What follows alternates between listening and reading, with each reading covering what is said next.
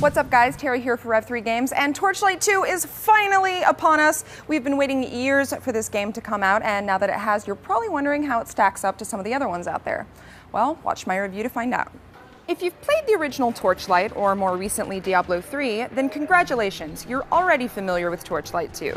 With its chestfuls of loot, increasingly powerful weapons, and seemingly endless dungeons to explore, it's a game that few can deny is fun, and most would agree is maddeningly addictive. It's a simple concept at its core. Click on a monster, pick up some loot. Click on a group of monsters, pick up a lot of loot. Follow that up with 5 minutes of inventory management, and you've got the modern-day action RPG. Torchlight 2 doesn't attempt to stray from that formula at all, but it does employ enough improvements to at least feel fresh. As with most games of this kind, the story is not the main focus here. The plot essentially boils down to the alchemist is bad and you need to kill him. Should he succeed, the devastation will be unimaginable. You'll achieve this through a series of quests similar to what you'd find in other RPGs, things like kill him or fetch this, with a smattering of side missions mixed in that don't require much effort beyond what you're already doing. The quest may not be anything groundbreaking, but let's face it, it's all just a means to loot anyway. Players can choose from 4 character classes, including the melee-heavy engineer, the magic-focused ember mage, the outlander, a ranged weapons expert, and the berserker, whose power is derived from animal spirits. I played as an engineer, which offers some pretty interesting abilities. For example, I can throw out a gunbot or tiny robotic spiders to attack my enemies, which is both effective and cute. Players also have a customizable pet, which can deal a pretty decent amount of damage on top of what you already do. The game is divided into 3 acts, each with its own unique environment that's probably way more colorful than anything you've seen in a dungeon crawler lately. And to go along with that is a wide array of new enemy types, ranging from tentacles to mushroom caps to cockroaches, which, I'm not gonna lie, scared me a little bit. Cockroaches are pretty scary. Of course, one of the biggest changes that's been made is to the skill system, which is structured less like a tree now and more like a bank. Rather than having to unlock certain skills before you can use others, you're free to experiment with whatever you'd like. The only real limitation is your character's level. Players choose from a set of 30 skills, both active and passive, and each skill is further subdivided into tiers. Gather enough points to reach a tier, and you'll confer a special bonus for that skill. On top of that, they've added a charge bar for every player, which fills up when you kill things, and then dispenses a powerful bonus when fully charged.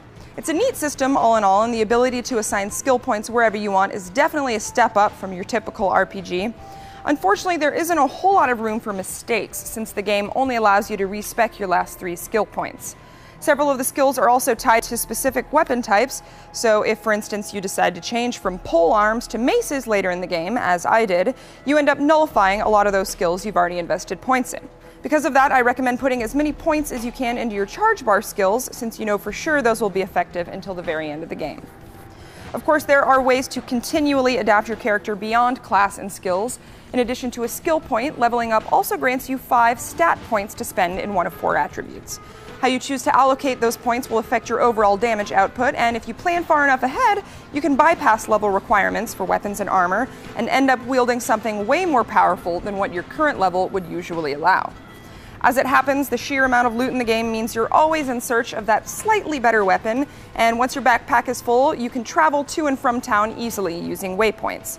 Every act in the game has its own city hub where you can buy and sell things, or transmute items you no longer need to create better ones. You can also enchant weapons and armor or socket them with gems to make them more powerful, and once in a while you'll even find an augmented weapon which upgrades itself after you kill a certain number of creatures. Even with the massive amounts of loot though, inventory management is rarely overwhelming, and that's due in part to the menu system, which has been completely streamlined and can now be sorted with the simple click of a button. If you're mid-quest and don't want to travel back to the city to sell your stuff, you can always send your pet into town for you, and he'll sell your items and bring back any basic new ones that you need. Of course, hands down the biggest improvement to Torchlight 2 is the inclusion of multiplayer, which was sorely missing from the first one. This type of game does lend itself particularly well to playing with friends, and here you'll be able to co-op with up to 6 of them. The difficulty scales up as more people join the game, and loot is individually allocated, so you never have to fight over a rare item. It may not be as feature-friendly as Diablo 3's multiplayer, but hey, at least it works. Expect to get a good 20 to 25 hours out of the campaign, with plenty of reasons to come back for more. Beating the game will earn you the option to purchase dungeon maps so you can keep clicking mindlessly for hours on end, or you can try out a different character class with the New Game Plus mode.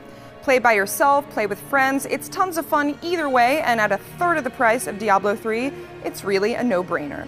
We say buy it. So that's Torchlight 2. If you haven't picked this one up yet, you should definitely do that. It's $20 on Steam right now, PC only, but there should be a Mac version coming within the next few months. And if you have picked it up, then by all means, let us know what you think of it. Thanks for watching, and we'll see you next time.